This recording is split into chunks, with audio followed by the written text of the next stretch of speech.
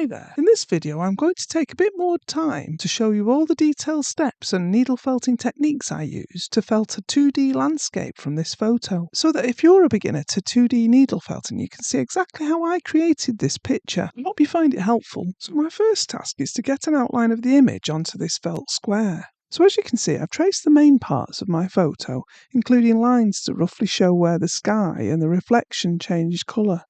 Next I got a square piece of felt and placed it on a piece of upholstery foam, and then I pinned the tracing in the centre of the felt square. I then used a fine 42 gauge triangular needle to go over all the edges and then over all the lines I had traced. I went over these with an ordinary pencil to make them easier to see.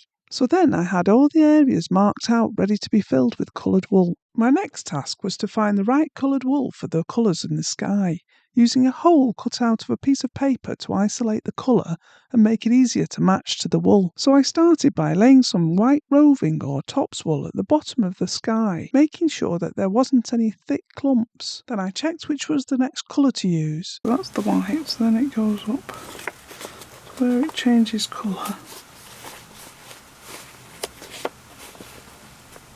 So you can see this is too dark. That's about the top of there. So I add some of this light blue at the top of the white, just where the traced line was, to indicate a change in colour. Then we've got this one, just slightly darker. Can you see how I'm spreading out the wool, so that it's a thin layer of darker blue and overlapping the lighter blue slightly, to create a gradient of colour? And then this one. After this blue, there was too big a jump in darkness to the next blue I had. See, it's darker than that. That's lighter than that. Maybe if we mix the two together. So that's what I did by hand carding equal amounts of the lighter blue with the darker blue to create a mid-blue colour. Here's the three colours I've now got from the two blues. You can squint at these blue colours to help you see which is darker, or if I change the image to black and white you can see that the colours go gradually from the lightest colour at the bottom to the darkest colour at the top. So then I added this new mixed colour and used it at the very top of the sky. I added a few more strands of light blue just to blend it in a little bit more, and then I stabbed it all down using 3 fine 40 gauge triangular needles in a multi-needle tool.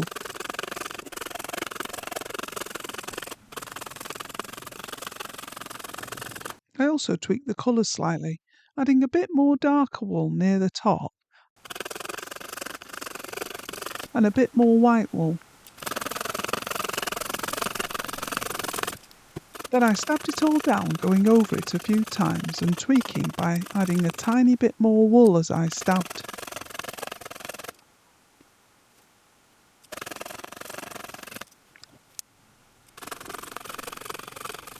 So once I was happy with the sky, I moved on to looking at the colours in the water compared to the sky to work out how I was going to do the reflection. So look at that, you'd agree it's white, wouldn't we? It's white in the box. That's not white, is it? It's yellow. It's a very, very pale yellow. That's white. That's yellow. I mean, there's pinks and all sorts going on here, but that's because it's the reflection of this tree. But there and there, I don't think it's the same as that. It's like a yellow. So rather than this bright white, I'm going to see if I've got something that's a bit tinged with yellow. So it's more like an off-white. So I chose to use this off-white wool, which is slightly more yellow than the bright white wool that I'd used in the sky. Then after spending about 30 minutes looking at each colour in the water and finding the right wool colour or mixing a colour if I didn't have it, eventually I was ready to lay the colours down, starting with the lightest, which was the off-white wool. So then I added a tiny amount of pink, then light purple, gradually getting darker towards the bottom right corner.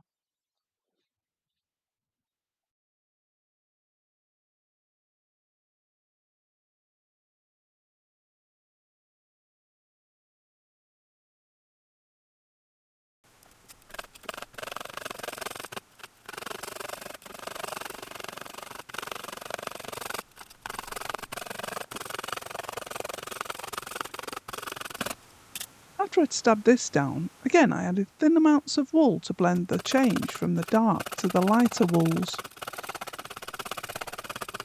Then I moved on to the clouds and picked some pinks and purples, and by rolling up tiny amounts of wool gave the impression of clouds. I wasn't trying to be too exact.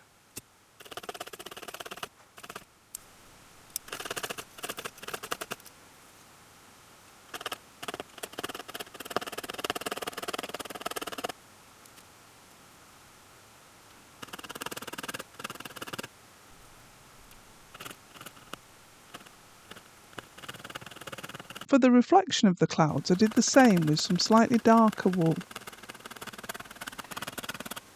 I'm not sure about this, but that's the colour it is. As you can hear, I'm doubting whether this looks right at the moment, and I start to add a bit more light pink. It's hard to trust the process sometimes, as the range of colours from this off-white through to the dark blue looks a bit odd, but I know from experience that sometimes I just have to trust that I've picked the right colours, and that it'll turn out okay, which isn't always easy, so I move on to the next thing. Right, so at this stage, I'm going to have a look, because there's some bits where it's like a peachy colour. Oh, the idea of this is it isolates the colour for you. It's not distracted by anything else. So if I look at, okay, so it's an orangey yellowy colour. I've got some wool here that might, when you hold it next to it you realise it's redder than that. It's quite yellow. Yeah, it's a bit pinker than that. That's a match, I think. So now that I found the right peach colour, I needed to know where the line of the trees will go. So I pinned my tracing back onto the felt and went over the outline again.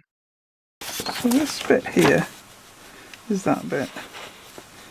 And then we've got a little bit and then this bit. So that needs covering. And then here. Then I started scrunching up pieces of the peach colour and adding it along the outer edge of the line. So when the dark reflection of the trees is added up to the line, there's like a halo of peach around them. That's that bit there. And then coming round, and this goes in there. There's a tiny bit there. Then I started to work on the area behind the trees above the horizon to felt a bit of paler peach wool that will show through the gaps of the trees. That's the tree there. That's going to be that tree. And then there. I haven't put any wool down for the tiny dots of light yet, so I'm working from the sky in the background to the foreground. That's quite dense. And there's just a bit in there that's a bit orange there. So the next task is to tackle the trees. Right, so figuring out what colour to do this. The black bit, well the dark bit. Your brain's saying the trees are green, so you might be tempted to go for like a grey that's green, but it's not right. Look, it's not dark enough for a start. And this is true grey. It's still not really dark enough. And this shade's brown, the shade of grey. Now, I think I'm going to have to do it black, aren't I?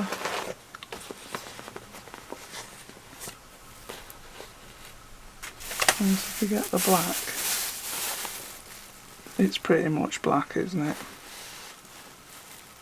Some bits are lighter.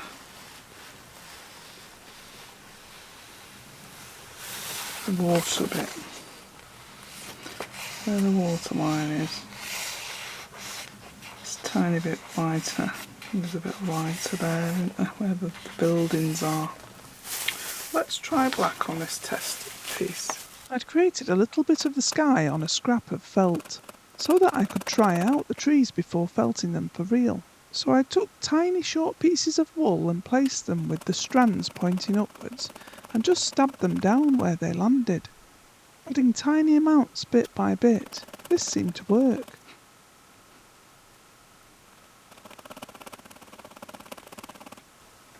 I quite like that effect.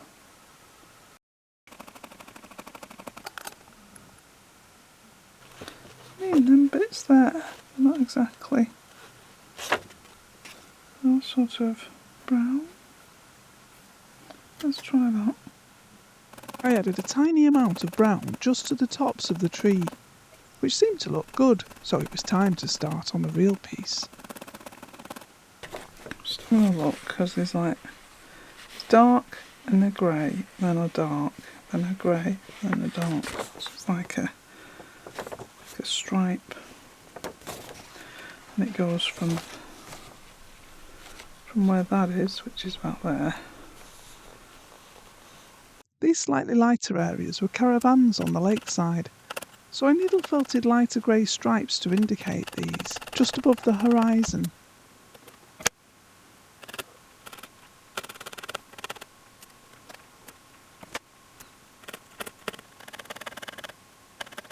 Then I pulled some long lengths of black roving wool and split them down until I had the right thickness of line when I twisted them slightly. This was to create the stripe of black that goes across the horizon.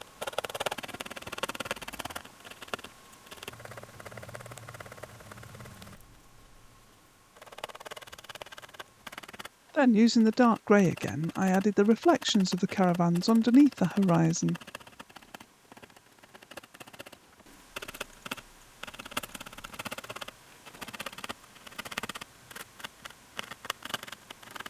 I could then start adding the black wool for the trees in the same way as I had on the scrap felt.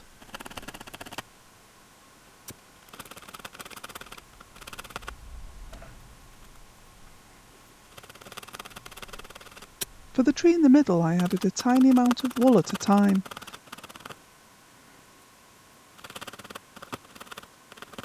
Sometimes rolling up the wool between my fingers to make little blobs of black.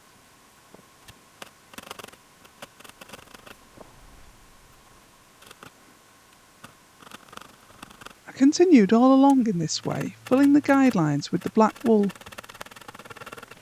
Then I could start on the reflection of the trees. On the whole, the reflections didn't need to be as defined as the actual trees, but when it came to the tree in the centre, I used a slightly lighter grey wool and tried to create an upside down tree. To be honest, I struggled with this and wasn't sure about how it looked, but I'll come back to it later. Here I'm angling my needle downwards to make the edge of the trees a little bit more uneven and spiky like branches. Then I added more of the tree reflections, being careful to leave a bit of a gap where the sunlight is coming through the trees. As you can see on the image, there's lots of little lights and their reflections, so I marked where they should be using my tracing again, and then rolled up a tiny amount of light cream wool and stabbed them only lightly in place. I made sure that the reflection was the same distance away from the horizon. Whoops! One of the small pieces of wool disappeared into the picture completely, so I felted the area a bit more with the 3-needle tool to firm up the surface, so that the small piece of wool will sit on top rather than sinking in. This is the same technique I use when 3D felting details on a face, for example. Now it was time to put in the foreground and the ducks, so I went over the outline again. I took some black wool and filled in the ground to start with.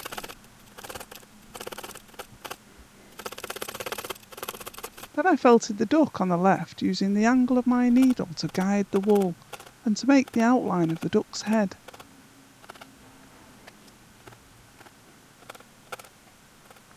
And then its body.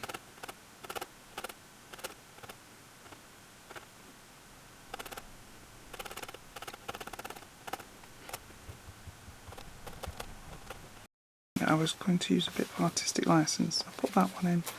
Maybe I'll put that one in and that one, but I'm going to move him further over here.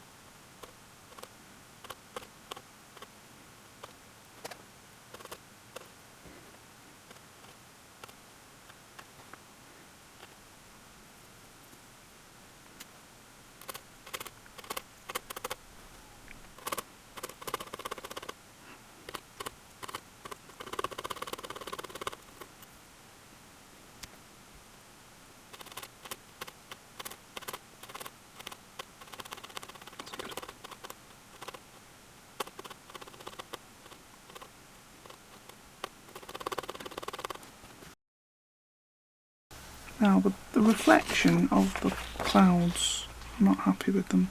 That should be there, shouldn't it? This is fine for those. I don't feel like we've got a reflection of that one there. I think it was this sort of colour, wasn't it? It's grey and purple mixed together. Let's just take a little bit of it.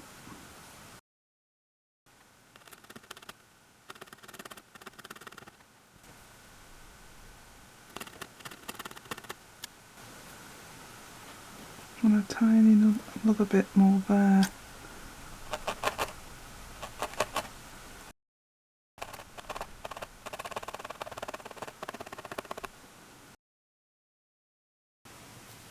I just want to put a bit more structure in there because I don't think it looks right. Let's take a tiny bit of this. That's perfect. I don't know, I just want to go across there.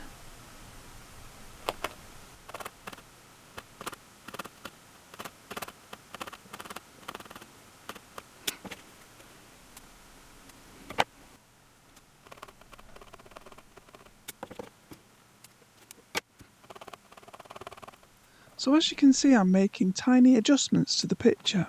This can be a dangerous time where you can make your picture worse if you're not careful. It's a good idea to step away from it for a while or overnight and come back to it with fresh eyes. The other thing I wanted to sort out was this cloud here. Look on here, it's a lovely defined thing. Tiny bit darker than what I've done it. I've done it a bit too tonally near the same thing. So is it this? So after this last addition of darker wool to the cloud, I decided I didn't think it needed the branch in the top left hand corner. So all I did was go over it with my lint remover. Then starting from one side, I gently pulled it off my foam mat. The back of it was lovely and furry. I trimmed most of the excess felt from round the edge, and so that I could look at the picture and place the picture mount exactly where I wanted it, I put some double-sided sticky tape along the top and bottom of the border, and then pressed down the mount once in the right position. Then, to make sure the picture stays in place, I used wide masking tape to secure it to the mount along each edge. If you'd like to see a quick summary of all the tips that you'll need to master for 2D needle felting, then in this video I don't just show you one technique. I share 10 tips that will help you improve everything from finding the right coloured wool to creating a smooth gradient of colours which will help you needle felt a beautiful picture. Thanks for watching.